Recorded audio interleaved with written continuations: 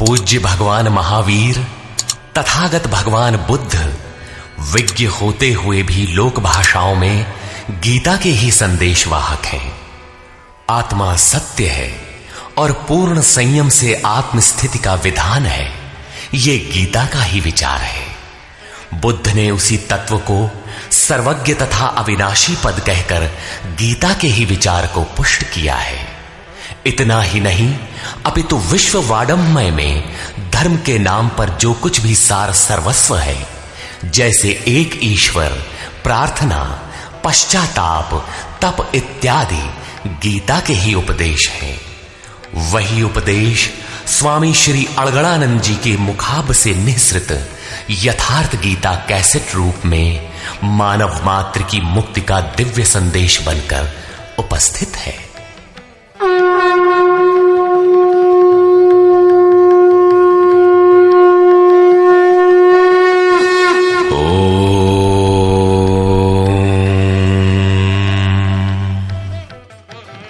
श्री परमात्मने नमः। यथार्थ गीता, श्रीमद्भगवत गीता, अथ पंचमो अध्यायः। अध्याय 3 में अर्जुन ने प्रश्न रखा था कि भगवान, जब ज्ञान योग आपको श्रेष्ठ मान्य है तो आप मुझे भयंकर कर्मों में क्यों लगाते हैं? अर्जुन को निष्काम कर्म योग की अपेक्षा ज्ञान योग कुछ सरल प्रतीत हुआ लगता है, क्योंकि ज्ञान योग में हारने पर देवत्व और विजय में महामहिम स्थिति, दोनों ही दशाओं में लाभ ही लाभ प्रतीत हुआ। किंतु अब तक अर्जुन ने भली प्रकार समझ लिया था कि दोनों ही मार्गों में कर्म तो करना ही पड़ेगा। योगेश्वर उसे संशय रहित होकर तत्वदर्शी महापुरुष की शरण लेने के लिए भी प्रेरित करते हैं, क्योंकि समझने के लिए वही एक स्थान है। अतः दोनों मार्गों में से एक चुनने से पूर्व उसने निवेदन किया। अर्जुन उवाच।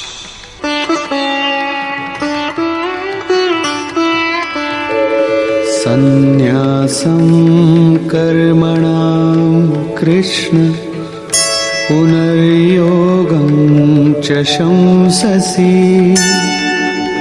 यच्छ्रेय एतयोरेकं तन्मे ब्रूहि सुनिश्चितम्। हे श्री कृष्ण, आप कभी संन्यास माध्यम से किए जाने वाले कर्म की और कभी निष्काम दृष्टि से किए जाने वाले कर्म की प्रशंसा करते हैं। इन दोनों में से एक जो भली प्रकार आपका निश्चय किया हुआ हो, जो परम कल्याणकारी हो, उसे मेरे लिए कहिए। कहीं जाने के लिए आपको 2 मार्ग बताए जाए तो आप सुविधाजनक मार्ग अवश्य पूछेंगे। यदि नहीं पूछते तो आप जाने वाले नहीं हैं। इस पर योगेश्वर श्री कृष्ण ने कहा। श्री भगवान उवाच। संन्यासः कर्मयोगश्च निःश्रेयसकरावुभौ तयोस्तु कर्म संन्यासात् कर्मयोगो विशिष्यते। अर्जुन, संन्यास माध्यम से किया जाने वाला कर्म अर्थात ज्ञान मार्ग से किया जाने वाला कर्म और कर्म योग, निष्काम भावना से किए जाने वाले कर्म, ये दोनों ही परम श्रेय को दिलाने वाले हैं। परंतु इन दोनों मार्गों से संन्यास अथवा ज्ञान दृष्टि से किए जाने वाले कर्म की अपेक्षा निष्काम कर्म योग श्रेष्ठ है। प्रश्न स्वाभाविक है कि श्रेष्ठ क्यों है? ज्ञेयः स नित्य सन्न्यासी यो न द्वेष्टि न कांक्षति निर्द्वन्द्वो हि महाबाहो सुखं बन्धात् प्रमुच्यते। महाबाहु अर्जुन, जो न किसी से द्वेष करता है न किसी की आकांक्षा करता है, वो सदैव सन्यासी ही समझने योग्य है, चाहे वो ज्ञान मार्ग से या निष्काम कर्म मार्ग से ही क्यों ना हो। राग द्वेषादि द्वंद्वों से रहित वो पुरुष सुखपूर्वक भव बंधन से मुक्त हो जाता है।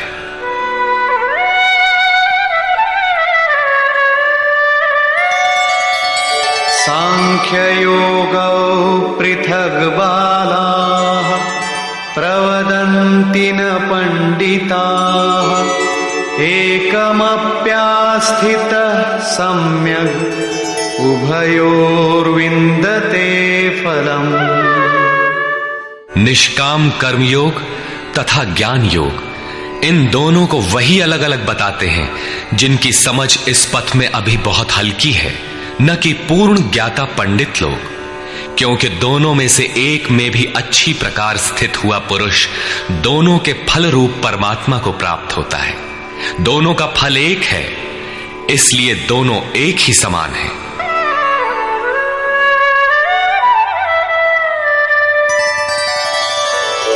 यत् सांख्यैः प्राप्यते स्थानम् तद्योगैरपि गम्यते एकं सांख्यं च योगं च यः पश्यति स पश्यति। जहां सांख्य दृष्टि से कर्म करने वाला पहुंचता है, वहीं निष्काम माध्यम से कर्म करने वाला भी पहुंचता है। इसलिए जो दोनों को फल की दृष्टि से एक देखता है, वही यथार्थ जानने वाला है। जब दोनों एक ही स्थान पर पहुंचते हैं, तो निष्काम कर्मयोग विशेष क्यों? श्री कृष्ण बताते हैं,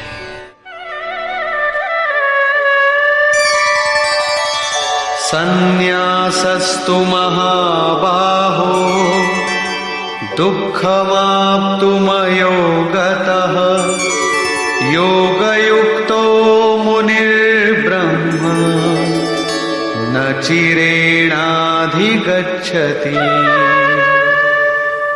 अर्जुन, निष्काम कर्मयोग का आचरण किए बिना संन्यासः का प्राप्त होना दुखप्रद है। जब योग का आचरण प्रारंभ ही नहीं किया तो असंभव सा है। इसलिए भगवत स्वरूप का मनन करने वाला मुनि, जिसकी मन सहित इंद्रियां मौन है, निष्काम कर्मयोग का आचरण करके परब्रह्म परमात्मा को शीघ्र ही प्राप्त हो जाता है। स्पष्ट है कि ज्ञान योग में निष्काम कर्मयोग का ही आचरण करना पड़ेगा, क्योंकि क्रिया दोनों में एक ही है। वही यज्ञ की क्रिया है, जिसका शुद्ध अर्थ है आराधना। दोनों मार्गों में अंतर केवल कर्ता के दृष्टिकोण का है। एक अपनी शक्ति को समझकर हानि लाभ देखते हुए इसी कर्म में प्रवृत्त होता है, और दूसरा निष्काम कर्मयोगी इष्ट पर निर्भर होकर इसी क्रिया में प्रवृत्त होता है। उदाहरणार्थ, एक प्राइवेट पढ़ता है, दूसरा नॉमिनेट। दोनों का पाठ्यक्रम एक ही है, परीक्षा एक है, परीक्षक निरीक्षक दोनों में एक ही है।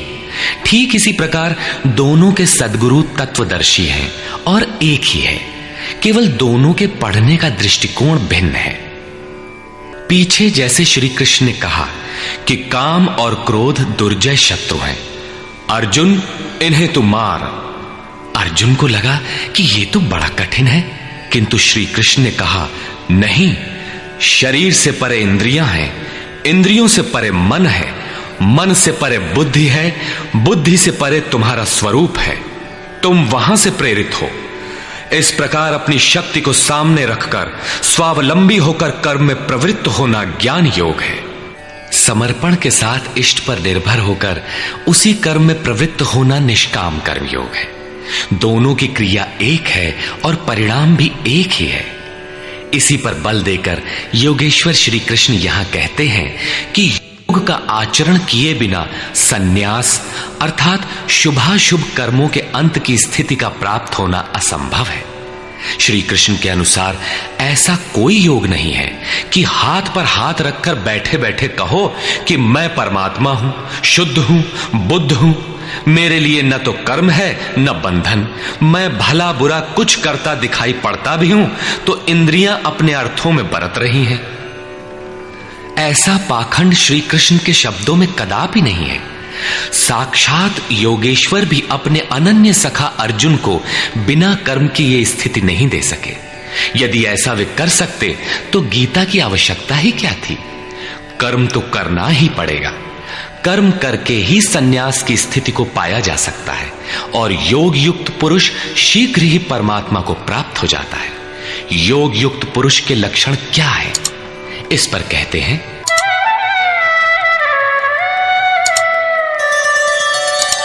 योगयुक्तो विशुद्धात्मा विजितात्मा जितेन्द्रियः सर्वभूतात्मा भूतात्मा कुर्वन्नपि न लिप्यते।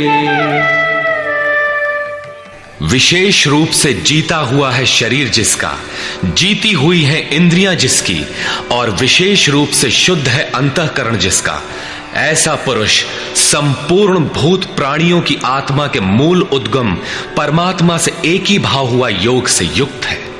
वो कर्म करता हुआ भी उससे लिप्त नहीं होता। तो करता क्यों है? पीछे वालों में परम कल्याणकारी बीज का संग्रह करने के लिए लिप्त क्यों नहीं होता? क्योंकि संपूर्ण प्राणियों का जो मूल उद्गम है, जिसका नाम परम तत्व परमात्मा है, उस तत्व में वो स्थित हो गया।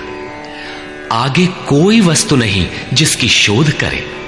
पीछे वाली वस्तुएं छोटी पड़ गई तो भला आसक्ति किसमें करे? इसलिए वो कर्मों से आवृत नहीं होता। ये योग युक्त की पराकाष्ठा का चित्रण है। पुनः योग युक्त पुरुष की रहनी स्पष्ट करते हैं कि वो करते हुए भी उससे लिप्त क्यों नहीं होता। नैव किंचित करोमीति युक्तो मन्येत तत्त्ववित् पश्यन् शृण्वन् स्पृशन् जिघ्रन् अश्नन् गच्छन् स्वपन् श्वसन् प्रलपन् विसृजन् गृह्णन् उन्मिषन् निमिषन्नपि इन्द्रियाणीन्द्रियार्थेषु वर्तन्त इति धारयन्। परम तत्व परमात्मा को साक्षात्कार सहित जानने वाले योग युक्त पुरुष की ये मन स्थिति अर्थात अनुभूति है कि मैं किंचित मात्र भी कुछ नहीं करता हूं। ये उसकी कल्पना नहीं, बल्कि ये स्थिति उसने कर्म करके पाई है। अब प्राप्ति के पश्चात वो सब कुछ सुनता हुआ, स्पर्श करता, सूंघता, भोजन करता, गमन करता, सोता, श्वास लेता, त्याग करता, ग्रहण करता, आंखों को खोलता और मीचता हुआ भी इंद्रियां अपने अर्थों में बरतती हैं। ऐसी धारणा वाला होता है परमात्मा से बढ़कर कुछ है ही नहीं, और जब उसमें वो स्थित ही है तो उससे बढ़कर किस सुख की कामना से वो किसी का स्पर्श इत्यादि करेगा। यदि कोई श्रेष्ठ वस्तु आगे होती तो आसक्ति अवश्य रहती, किंतु प्राप्ति के बाद अब और आगे जाएगा कहां और पीछे त्यागेगा क्या? इसलिए योग युक्त पुरुष लिप्त नहीं होता। इसी को एक उदाहरण के माध्यम से प्रस्तुत करते हैं। ब्रह्मण्याधाय कर्माणि संगं त्यक्त्वा करोति यः लिप्यते न स पापेन पद्मपत्रमिवाम्भसा। कमल कीचड़ में होता है, उसका पत्ता पानी के ऊपर तैरता है, लहरें रात दिन उसके ऊपर से गुजरती हैं, किंतु आप पत्ते को देखें, सूखा मिलेगा। जल की एक बूंद भी उस पर टिक नहीं पाती। कीचड़ और जल में रहते हुए भी वो उससे लिप्त नहीं होता। ठीक इसी प्रकार जो पुरुष सब कर्मों को परमात्मा में विलय करके साक्षात्कार के साथ ही कर्मों का विलय होता है, इससे पूर्व नहीं। आसक्ति को त्याग करके अब आगे कोई वस्तु नहीं, अतः आसक्ति नहीं रहती, इसलिए आसक्ति को त्याग कर कर्म करता है। वो भी इसी प्रकार लिप्त नहीं होता। फिर वो करता क्यों है? आप लोगों के लिए, समाज के कल्याण साधन के लिए, पीछे वालों के मार्गदर्शन के लिए। इसी पर बल देते हैं। कायेन मनसा बुद्ध्या केवलैरिन्द्रियैरपि योगिनः कर्म कुर्वन्ति संगम त्यक्त्वात्मशुद्धये। योगी जन केवल इंद्रिय, मन, बुद्धि और शरीर द्वारा भी आसक्ति त्याग कर आत्मशुद्धि के लिए कर्म करते हैं। जब कर्म ब्रह्म में विलय हो चुके तो क्या अब भी आत्मा अशुद्ध ही है? नहीं, वे सर्वभूतात्म भूतात्मा हो चुके हैं। संपूर्ण प्राणियों में वे अपनी ही आत्मा का प्रसार पाते हैं। उन समस्त आत्माओं की शुद्धि के लिए, आप सबका मार्गदर्शन करने के लिए वे कर्म में बरतते हैं। शरीर, मन, बुद्धि तथा केवल इंद्रियों से वो कर्म करता है। स्वरूप से वो कुछ भी नहीं करता, स्थिर है। बाहर से वो सक्रिय दिखाई देता है, किंतु भीतर उसमें असीम शांति है। रस्सी जल चुकी, मात्र ऐंठन आकार शेष है, जिससे बंध नहीं सकता। युक्तः कर्म फलं त्यक्त्वा शान्तिमाप्नोति नैष्ठिकीम् अयुक्तः कामकारेण फले सक्तो निबध्यते। योग युक्त अर्थात योग के परिणाम को प्राप्त पुरुष, जो सब प्राणियों के आत्मा के मूल परमात्मा में स्थित है, ऐसा योगी कर्म के फल को त्याग कर, कर्मों का फल परमात्मा उससे भिन्न नहीं है, इसलिए अब कर्म फल को त्याग कर नैष्ठिकीम शांतिम आपनोति, शांति की अंतिम अवस्था को प्राप्त होता है, जिसके आगे कोई शांति शेष नहीं है, जिसके पश्चात वो कभी अशांत नहीं होता।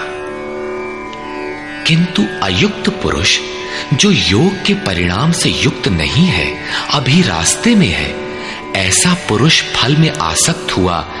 फल है परमात्मा, उसमें उसका आसक्त होना आवश्यक है, इसलिए फल में आसक्त होने पर भी काम कारेण निबध्यते, कामना करके बंध जाता है, अर्थात पूर्ति पर्यंत कामनाएं जागृत होती है। अतः साधक को पूर्ति पर्यंत सावधान रहना चाहिए। महाराज जी कहा करें, हो तनिको हम अलग, भगवान अलग है, तो माया कामयाब हो सकती है। कल ही प्राप्ति होनी हो, किंतु आज तो वो अज्ञानी ही है। अतः पूर्ति पर्यंत साधक को असावधान नहीं होना चाहिए। इसी पर आगे देखें। सर्वकर्माणि मनसा सन्न्यस्यास्ते सुखं वशी नवद्वारे पुरे देहि नैव कुर्वन्न कारयन्। जो संपूर्ण रूप से स्ववश है, जो शरीर, मन, बुद्धि और प्रकृति से परे स्वयं में स्थित है, ऐसा वशी पुरुष निसंदेह न कुछ करता है न कराता है। पीछे वालों से कराना भी उसकी आंतरिक शांति का स्पर्श नहीं कर पाता। ऐसा स्वरूपस्थ पुरुष शब्दादि विषयों को उपलब्ध कराने वाले 9 द्वारों, 2 कान, 2 नेत्र, 2 नासिका छिद्र, 1 मुख, उपस्थ एवं पायु वाले शरीर रूपी घर में सब कर्मों को मन से त्याग कर स्वरूपानंद में ही स्थित रहता है। यथार्थतः वो न कुछ करता है और न कराता है। इसी को पुनः श्री कृष्ण दूसरे शब्दों में कहते हैं कि वो प्रभु न करता है न कराता है। सद्गुरु, भगवान, प्रभु, स्वरूपस्थ, महापुरुष, युक्त इत्यादि एक दूसरे के पर्याय हैं। अलग से कोई भगवान कुछ करने नहीं आता। वो जब करता है तो इन्हीं स्वरूपस्थ इष्ट के माध्यम से कराता है। महापुरुष के लिए शरीर मकान मात्र है। अतः परमात्मा का करना और महापुरुष का करना एक ही बात है, क्योंकि वो उनके द्वारा है। वस्तुतः वो पुरुष करते हुए भी कुछ नहीं करता। इसी पर अगला श्लोक देखें। न कर्तृत्वं न कर्माणि लोकस्य सृजति प्रभुः न कर्मफल संयोगम् स्वभावस्तु प्रवर्तते। वो प्रभु न तो भूत प्राणियों के कर्तापन को, न कर्मों को और न कर्म फलों का संयोग ही बैठाता है, बल्कि स्वभाव में स्थित प्रकृति के दबाव के अनुसार ही सभी बरतते हैं। जैसी जिसकी प्रकृति सात्विक, राजसी अथवा तामसी है, उसी स्तर से वो बरतता है। प्रकृति तो लंबी चौड़ी है, लेकिन आपके ऊपर उतना ही प्रभाव डाल पाती है जितना आपका स्वभाव विकृत अथवा विकसित है। प्रायः लोग कहते हैं कि करने कराने वाले तो भगवान हैं, हम तो यंत्र हैं, हमसे वे भला करावें अथवा बुरा। किंतु योगेश्वर श्री कृष्ण कहते हैं कि न वो प्रभु स्वयं करता है, न कराता है, और न वो जुगाड़ ही बैठाता है। लोग अपनी स्वभाव में स्थित प्रकृति के अनुरूप बरतते हैं, भगवान नहीं करते। तब लोग कहते क्यों हैं कि भगवान करते हैं? इस पर योगेश्वर बताते हैं, नादत्ते कस्यचित् पापं न चैव सुकृतं विभुः अज्ञानेनावृतं ज्ञानं तेन मुह्यन्ति जन्तवः। जिसे अभी प्रभु कहा उसी को यहां विभु कहा गया है, क्योंकि वो संपूर्ण वैभव से संयुक्त है। प्रभुता एवं वैभव से संयुक्त वो परमात्मा न किसी के पाप कर्म को और न किसी के पुण्य कर्मों को ही ग्रहण करता है। फिर लोग कहते क्यों हैं? इसलिए कि अज्ञान के द्वारा ज्ञान ढका हुआ है। उन्हें अभी साक्षात्कार सहित ज्ञान तो हुआ नहीं, वे अभी जंतु हैं। मोहवश वे कुछ भी कह सकते हैं। ज्ञान से क्या होता है, इसे स्पष्ट करते हैं। ज्ञानेन तु तदज्ञानम् येषां नाशितमात्मनः तेषामादित्यवज्ज्ञानम् प्रकाशयति तत्परम्। जिनके अंतःकरण का वो अज्ञान, जिसने ज्ञान को ढक रखा था, आत्म साक्षात्कार द्वारा नष्ट हो गया है, और इस प्रकार जिसने ज्ञान प्राप्त कर लिया है, उनका वो ज्ञान सूर्य के सदृश उस परम तत्व परमात्मा को प्रकाशित करता है। तो क्या परमात्मा किसी अंधकार का नाम है? नहीं, वो तो स्वयं प्रकाश रूप दिन राति, स्वयं प्रकाश रूप है तो, किंतु हमारे उपभोग के लिए तो नहीं है, दिखाई तो नहीं देता। जब ज्ञान द्वारा अज्ञान का आवरण हट जाता है, तो उनका वो ज्ञान सूर्य के सदृश परमात्मा को अपने में प्रवाहित कर लेता है। फिर उस पुरुष के लिए कहीं अंधकार नहीं रह जाता। उस ज्ञान का स्वरूप क्या है? तद्बुद्धयस्तदात्मानः तन्निष्ठास्तत्परायणाः गच्छन्त्य पुनरावृत्तिं ज्ञाननिर्धूतकल्मषाः। जब उस परम तत्व परमात्मा के अनुरूप बुद्धि हो, तत्व के अनुरूप प्रवाहित मन हो, परम तत्व परमात्मा में एक ही भाव से उसकी रहनी हो और उसी के परायण हो, इसी का नाम ज्ञान है। ज्ञान कोई बकवास या बहस नहीं है। इस ज्ञान द्वारा पाप रहित हुआ पुरुष पुनरागमन रहित परम गति को प्राप्त होता है। परम गति को प्राप्त पूर्ण जानकारी से युक्त पुरुष ही पंडित कहलाते हैं। आगे देखें। विद्या विनय संपन्ने ब्राह्मणे गविहस्तिनी शुनि चैव श्वपाके च पंडिता समदर्शिनः।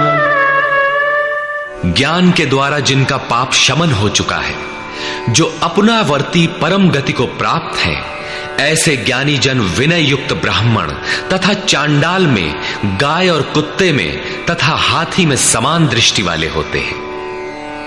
उनकी दृष्टि में विद्या विनय युक्त ब्राह्मण न तो कोई विशेषता रखता है और न चांडाल कोई हीनता रखता है।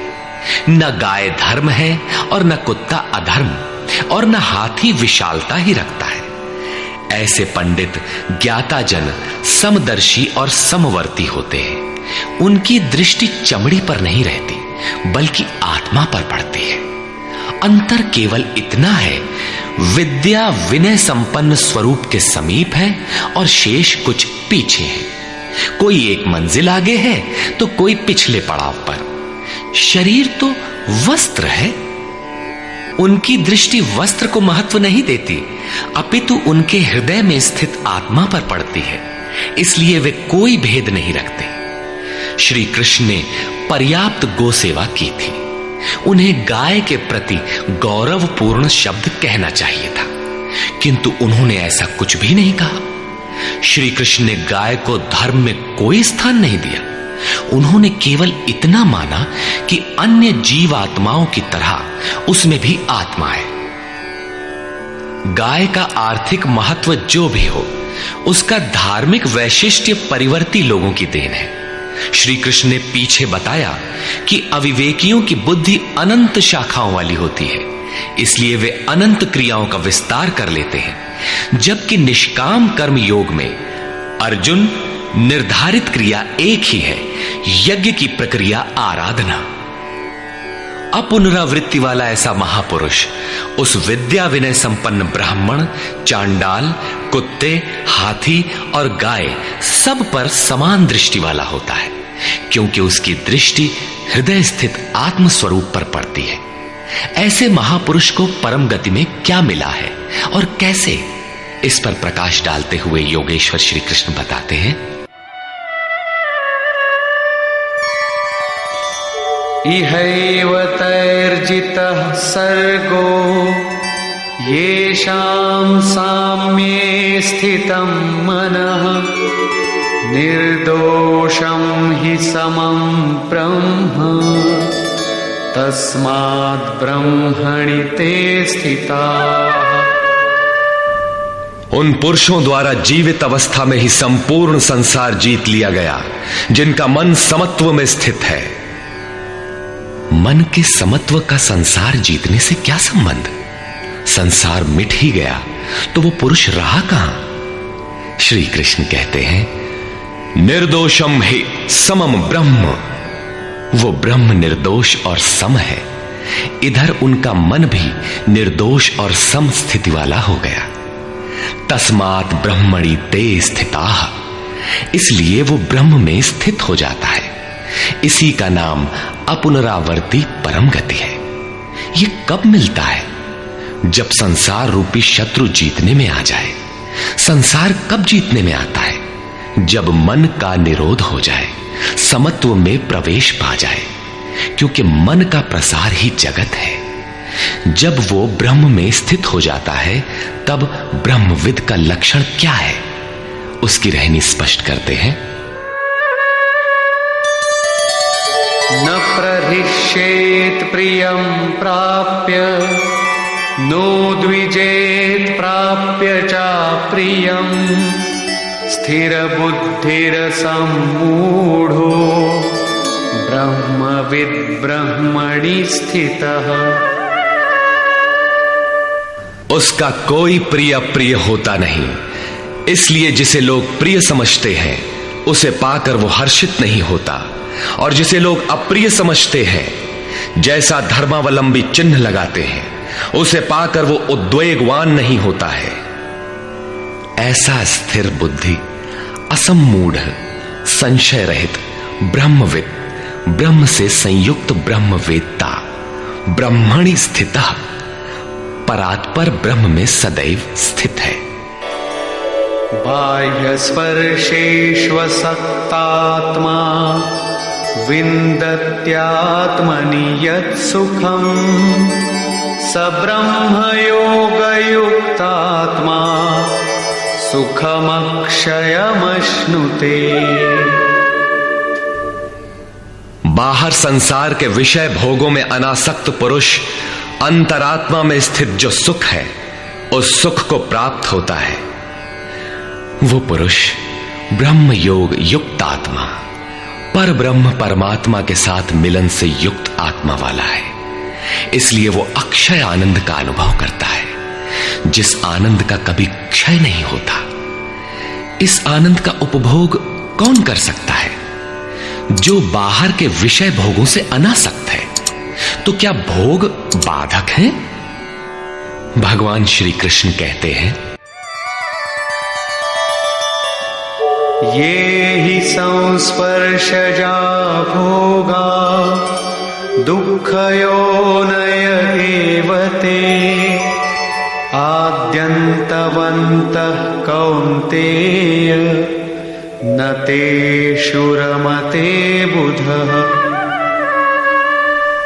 केवल त्वचा ही नहीं, सभी इंद्रियां स्पर्श करती हैं। देखना आंख का स्पर्श है, सुनना कान का स्पर्श है। इसी प्रकार इंद्रियों और विषयों के संयोग से उत्पन्न होने वाले सभी भोग यद्यपि भोगने में प्रिय प्रतीत होते हैं, किंतु निसंदेह वे सब दुख योनयः, दुखद योनियों के ही कारण हैं। ये भोग ही योनियों के कारण हैं। इतना ही नहीं, वे भोग पैदा होने और मिटने वाले हैं, नाशवान हैं। इसलिए कौन्तेय, विवेकी पुरुष उनमें नहीं फंसते। इंद्रियों के इन स्पर्शों में रहता क्या है? काम और क्रोध, राग और द्वेष। इस पर श्री कृष्ण कहते हैं, शक्नोति हैव यः सोढुम् प्राक्शरीरविमोक्षणात् कामक्रोधोद्भवं वेगम् स युक्तः स सुखी नरः। इसलिए जो मनुष्य शरीर के नाश होने से पहले ही काम और क्रोध से उत्पन्न हुए वेग को सहन करने में, मिटा देने में सक्षम है, वही नर रमन करने वाला है। वही इस लोक में योग से युक्त है और वही सुखी है। जिसके पीछे दुख नहीं है, उस सुख में अर्थात परमात्मा में स्थिति वाला है। जीते जी ही इसकी प्राप्ति का विधान है, मरने पर नहीं। संत कबीर ने इसी को स्पष्ट किया, अवधू जीवत में कर आशा। तो क्या मरने के बाद मुक्ति नहीं होती? वे कहते हैं, मुए मुक्ति गुरु कहे स्वार्थी, झूठा दे विश्वासा। यही योगेश्वर श्री कृष्ण का कथन है कि शरीर रहते मरने से पहले ही जो काम क्रोध के वेग को मिटा देने में सक्षम हो गया, वही पुरुष इस लोक में योगी है, वही सुखी है। काम क्रोध बाह्य स्पर्श ही शत्रु है, इन्हें आप जीते। इसी पुरुष के लक्षण पुनः बता रहे हैं, योऽन्तः सुखोऽन्तरारामः तथान्तर्ज्योतिरेव यः स योगी ब्रह्मनिर्वाणम् ब्रह्मभूतोऽधिगच्छति। जो व्यक्ति अंतरात्मा में ही सुख वाला, अंतरारामः, अंतरात्मा में ही आराम वाला, तथा जो अंतरात्मा में ही प्रकाश वाला, साक्षात्कार वाला है, वही योगी ब्रह्मभूत, ब्रह्म के साथ एक होकर ब्रह्म निर्वाणम, वाणी से परे ब्रह्म, शाश्वत ब्रह्म को प्राप्त होता है। अर्थात पहले विकारों, काम क्रोध का अंत, फिर दर्शन, फिर प्रवेश। आगे देखें, लभन्ते ब्रह्मनिर्वाणम् ऋषयः क्षीणकल्मषाः छिन्नद्वैधायतात्मानः सर्वभूतहिते रताः। परमात्मा का साक्षात्कार करके जिनका पाप नष्ट हो गया है, जिनकी दुविधाएं नष्ट हो गई हैं, संपूर्ण प्राणियों के हित में जो लोग लगे हुए हैं, प्राप्ति वाले ही ऐसा कर सकते हैं। जो स्वयं गड्ढे में पड़ा है वो दूसरों को क्या बाहर निकालेगा। इसलिए करुणा महापुरुष का स्वाभाविक गुण हो जाता है। तथा यतात्मानः, जितेंद्रिय ब्रह्मवेत्ता पुरुष शांत पर ब्रह्म को प्राप्त होते हैं, उसी महापुरुष की स्थिति पर पुनः प्रकाश डालते हैं। काम क्रोध वियुक्तानां यतीनां यतचेतसाम् अभितो ब्रह्म निर्वाणं वर्तते विदितात्मनाम्। काम और क्रोध से रहित जीते हुए चित्त वाले परमात्मा का साक्षात्कार किए हुए ज्ञानी पुरुषों के लिए सब ओर से शांत पर ब्रह्म ही प्राप्त है। बार बार योगेश्वर श्री कृष्ण उस पुरुष की रहनी पर बल दे रहे हैं जिससे प्रेरणा मिले। प्रश्न लगभग पूर्ण हुआ। अब वे पुनः बल देते हैं कि इस स्थिति को प्राप्त करने का आवश्यक अंग श्वास प्रश्वास का चिंतन है। यज्ञ की प्रक्रिया में प्राण का अपान में हवन, अपान का प्राण में हवन, प्राण अपान दोनों की गति का निरोध उन्होंने बताया था, उसी को समझा रहे हैं।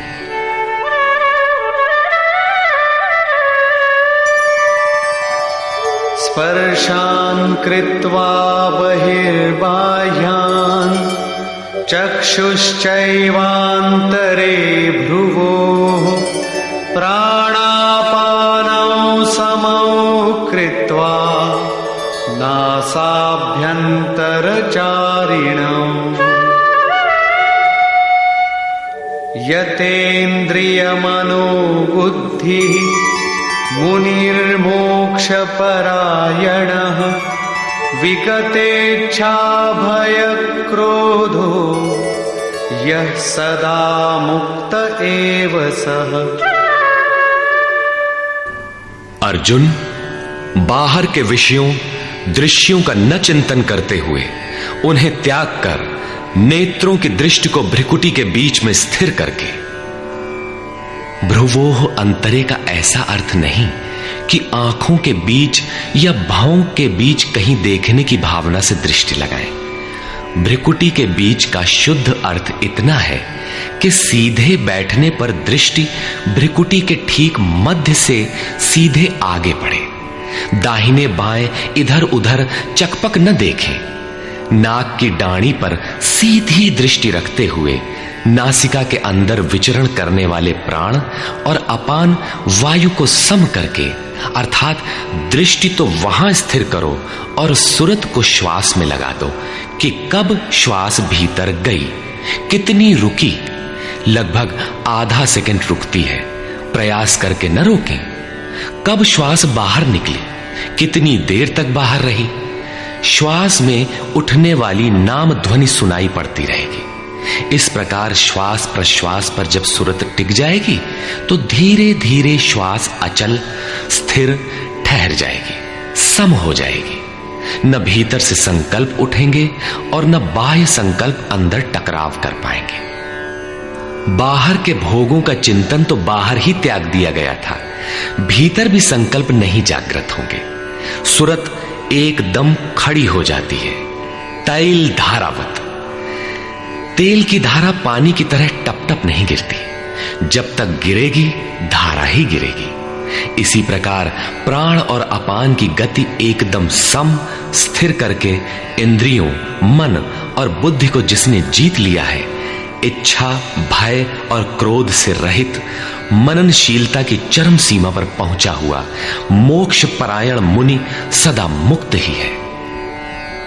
मुक्त होकर वो कहां जाता है, क्या पाता है, इस पर कहते हैं भोक्तारं यज्ञ तपसां सर्वलोकमहेश्वरं सुहृदं सर्वभूतानां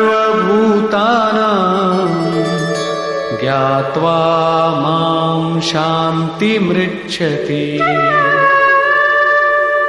वो मुक्त पुरुष मुझे यज्ञ और तपों को भोगने वाला, संपूर्ण लोकों के ईश्वरों का भी ईश्वर, संपूर्ण प्राणियों का स्वार्थ रहित हितैषी, ऐसा साक्षात जानकर शांति को प्राप्त होता है।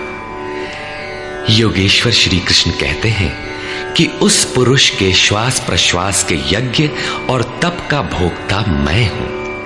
यज्ञ और तप अंत में जिसमें विलय होते हैं वो मैं हूं, वो मुझे प्राप्त होता है। यज्ञ के अंत में जिसका नाम शांति है वो मेरा ही स्वरूप है। वो मुक्त पुरुष मुझे जानता है और जानते ही मुझे प्राप्त हो जाता है। इसी का नाम शांति है। जैसे मैं ईश्वरों का भी ईश्वर हूं, वैसे ही वो भी है। निष्कर्ष, इस अध्याय के आरंभ में अर्जुन ने प्रश्न किया कि कभी तो आप निष्काम कर्म योग की प्रशंसा करते हैं और कभी आप संन्यास मार्ग से कर्म करने की प्रशंसा करते हैं। अतः दोनों में एक को जो आपका सुनिश्चित किया हो, परम कल्याणकारी हो, उसे कहिए। श्री कृष्ण ने बताया, अर्जुन, परम कल्याण तो दोनों में है। दोनों में वही निर्धारित यज्ञ की क्रिया ही की जाती है। फिर भी निष्काम कर्मयोग विशेष है। बिना इसे किए संन्यास अर्थात शुभाशुभ कर्मों का अंत नहीं होता। संन्यास मार्ग नहीं, मंजिल का नाम है। योग युक्त ही सन्यासी है। योग युक्त के लक्षण बताए कि वही प्रभु है। वह न करता है न कुछ कराता है, बल्कि स्वभाव में प्रकृति के दबाव के अनुरूप लोग व्यस्त हैं। जो साक्षात मुझे जान लेता है वही ज्ञाता है, वही पंडित है। यज्ञ के परिणाम में लोग मुझे जानते हैं। श्वास प्रश्वास का जप और यज्ञ तप जिसमें विलय होते हैं, मैं ही हूं। यज्ञ के परिणाम स्वरूप मेरे को जानकर वे जिस शांति को प्राप्त होते हैं वह भी मैं ही हूं। अर्थात श्री कृष्ण जैसा महापुरुष जैसा स्वरूप उस प्राप्ति वाले को भी मिलता है। वह भी ईश्वरों का ईश्वर, आत्मा का भी आत्म स्वरूपमय हो जाता है। उस परमात्मा के साथ एक ही भाव पा लेता है। अर्थात एक होने में जन्म चाहे जितने लगे। इस अध्याय में स्पष्ट किया कि यज्ञ तपों का भोक्ता, महापुरुषों के भी अंदर रहने वाली शक्ति महेश्वर है। अतः ओम तत्सदिति श्रीमद्भगवद्गीतासूपनिषत्सु ब्रह्म विद्यायाम योग शास्त्रे श्री कृष्णार्जुन संवादे यज्ञ भोक्ता महापुरुषस्त महेश्वरः नाम पंचमोऽध्यायः। इस प्रकार स्वामी अड़गड़ानंद कृत श्रीमद् भगवद गीता के भाष्य यथार्थ गीता का 5वां अध्याय पूर्ण होता है। हरि ओम तत्सत।